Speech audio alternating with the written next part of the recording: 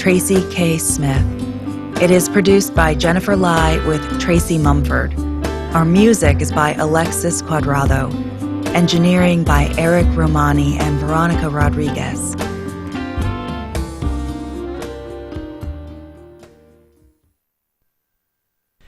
Hey everyone, it's your host for the World Beat Show, Scott Duran, and I want you to join me every Saturday at 11 a.m., where I take you on a journey around the world and show you traditional and modern style world beat music.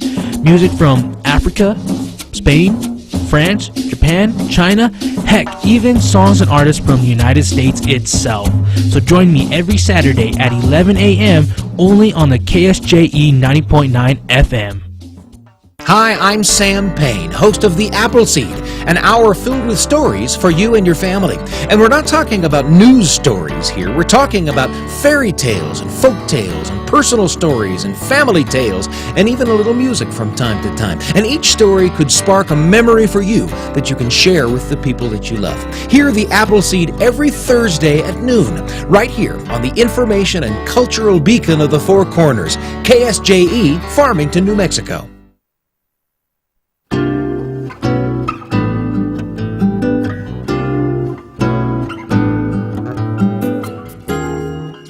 Here on KSJE, and for the first time in the new year, we are going to take our trip to the Encouragement Lab. Dr. Mike Hattabaugh is joining us from the lab this morning, and there he is. Dr. Hattabaugh, good morning. Good morning. Happy New Year to you and yours. Same to you. Thank you. Thank you very much. And so we are starting the new year off with kind of a theme of programs about some of the things that you have learned in the last 20, 21 years, right? Yeah, as the new year approached, I began to get these thoughts in my head about realizing, wow, we're 20 years into the new millennium.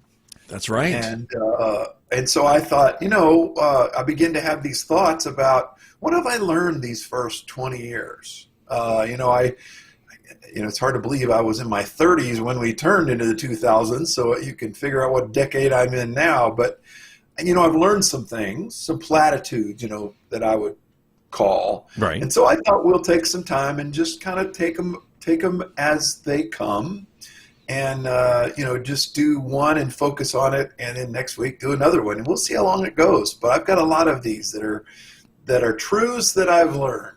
Okay. Well, we are standing by with open ears.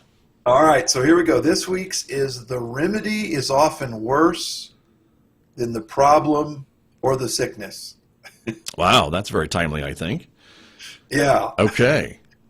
So oftentimes we think, oh, I don't like this, but often the remedy is worse. Now, not always, but I think that's one of the issues that we face right now, is that what we're trying to fix in different areas of our culture is often worse than the problem.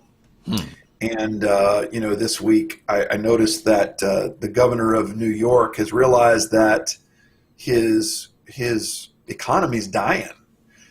And so even he has come out and said, wow, maybe our remedy for this has been wrong. I saw that the majority of New York taxi cab drivers are going broke.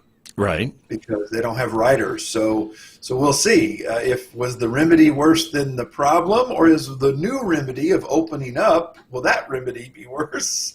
I don't know, but I'm saying that's a good example, right? Where we're chasing after better, and sometimes that leads us to worse. True.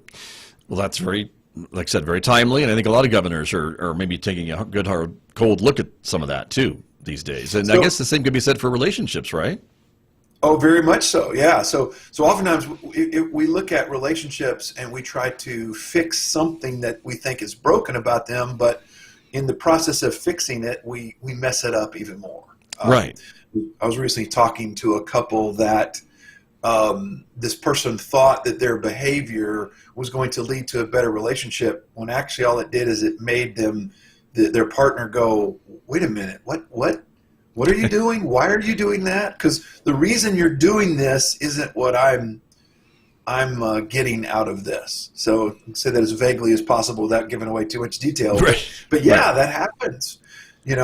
Like for instance, If your partner says they want space, but actually they want you to pursue them, then yeah, the remedy could be, I want space, and then they actually give you space. Well, then they're upset. Why didn't you pursue me? Well, you told me to give you space. Right.